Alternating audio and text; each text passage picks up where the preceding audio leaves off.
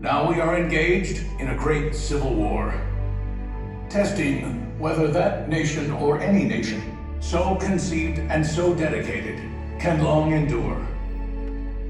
We are met on a great battlefield of that war.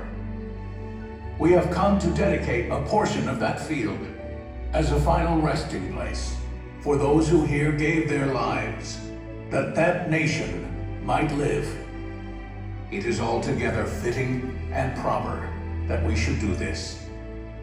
But in a larger sense, we cannot dedicate, we cannot consecrate, we cannot hallow this ground. The brave men, living and dead, who struggled here, have consecrated it far above our poor power to add or detract. The world will little note, nor long remember what we say here, but it can never forget what they did here. It is for us, the living, rather, to be dedicated here to the unfinished work which they who fought here have thus far so nobly advanced.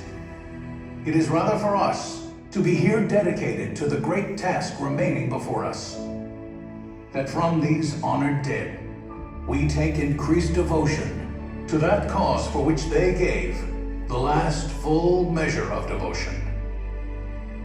That we here highly resolve that these dead shall not have died in vain, that this nation, under God, shall have a new birth of freedom, and the government of the people, by the people, for the people, shall not perish from the earth.